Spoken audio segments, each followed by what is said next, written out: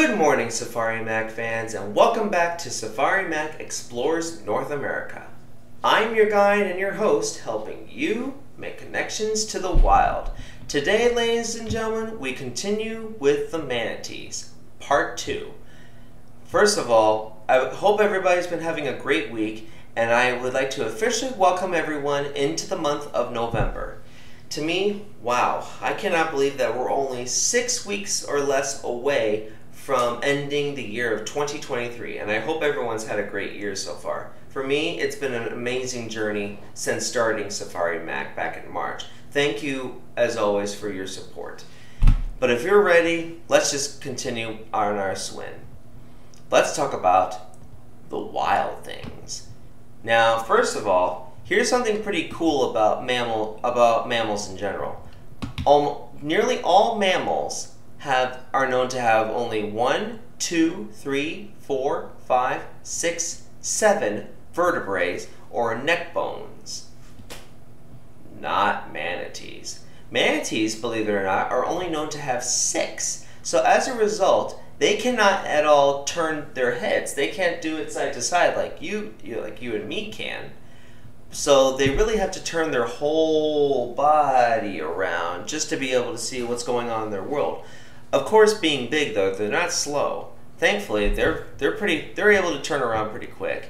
And another amazing thing, despite their size, they are known to swim 15 miles an hour at their fastest. Now, that probably doesn't sound fast to you, but when you compare that with an Olympic swimmer, the highest that an Olympic swimmer would be able to reach speeds at would be 8 miles an hour. So that's at least 7 miles. That's 7 more miles an hour than the fastest human swimmer. It's pretty crazy, isn't it? Now, as I previously mentioned in part 1, manatees are under the Marine Mammal Protection Act of 1972. So absolutely no touchy. I know I probably sound mean like this, but I'm sorry, but unfortunately, the law is the law. However, I can tell you a little special secret. So, some people have wondered, what do manatees feel like? So, people that work with manatees that are recovering in rehabilitation, because they're constantly feeling around, making sure that everything's okay, they can tell us what they feel like. Basically, all you gotta do is just take a basketball and get it really wet. Some people say they feel their skin feels like that of a wet basketball. Hey, I don't know how that got to be, but to me that works since they have all this thick skin. But let's talk about a really, really major important impact that manatees have.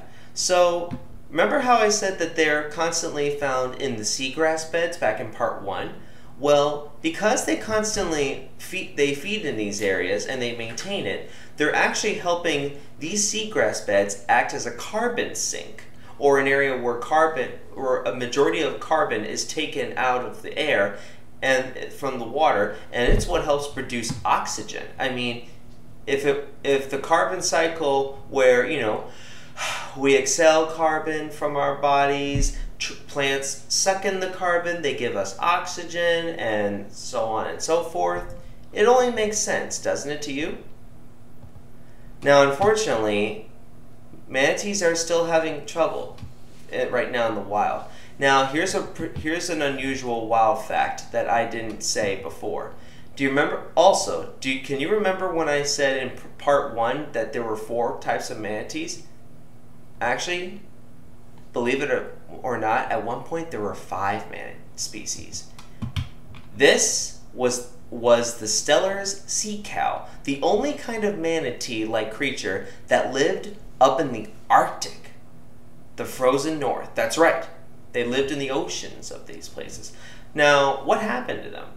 Well, first of all, we need to go back to the age of exploration, when humankind was constantly pushing ourselves to the limit. We were going all over the world. We were trying to test out new possibilities and make some great discoveries. One of these, in a way, unfortunately, this turns out to be a big folly. One of these ideas was trying to find a path through the Arctic to be able to cut through major shipping time across the world. Unfortunately, it just didn't work, as more often than not, these ships often became stuck in the ice, and sailors often died. Many of them starved to death, and they were hungry. So when they saw these creatures as a food supply, unfortunately, they were hunted to extinction. And they have not been, and so we will never have any of these creatures again. But now, today we don't hunt manatees because we love them so much, but they still face dangers from us. One of them is the boats that speed through special zones, and as a result, manatees can get severely scarred and injured, and a number of them have died because of these boat strikes. But it continues to not get easier for these creatures. Marine pollution is another major issue. Not just this, but also, plastic and trash. But the problem with this kind of pollution is that because of this, as a result of global climate change, manatees are losing their seagrass, and as a result, they're starving to death. In fact, for a couple of years now, a number of manatees have died from starvation. It really is sad. Now, of course, we've been working hard. The governments have been coming up with feeding programs to throw as many heads of lettuce as possible to feed these starving giants. But, ladies and gentlemen, while it has helped save a number of them, this is not a long-term solution, as it does cost us millions of dollars worth every year. Now, of course, I'm all for saving, as many different species as possible, but this can't be the solution. We've got to work to reverse the current trend that's going on right now. So here is how we can save them. First of all, the U.S. government works with many different organizations that help manatees that get injured or are sick or suffering from cold snap find places where they can go to recover. And so some of these include Zoo Tampa, the Columbus Zoo and Aquarium in Ohio, and of course SeaWorld. They've done much great progress of saving these creatures from extinction. But now, there's one thing that you will never see in human care with manatees, especially those that are living, that live there because they cannot return to the wild because of an injury. You'll never find a manatee breeding program. And that's because of two reasons. One, space is severely limited. Can you imagine how big their pool would have to be just to accommodate many different manatees? And the second big reason is that these organizations, this is about rescue, rehabilitation, and hopefully release. So breeding manatees in human care, it sounds like it can happen, like they could do it, and some manatees have actually bred. But the problem is, you're trying to really get these creatures back out into the wild.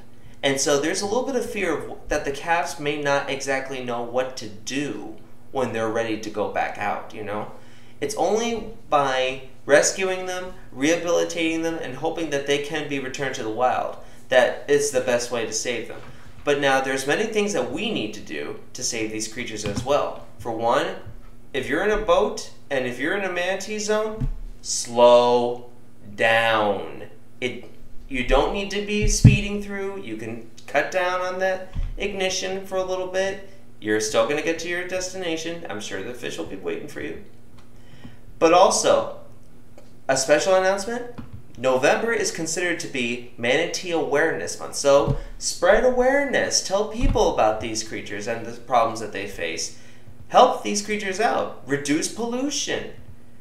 And by doing that, if you can do all these things and continue to show support, you can, not for me, but for these different organizations that help save manatees every day, you will be their hero too.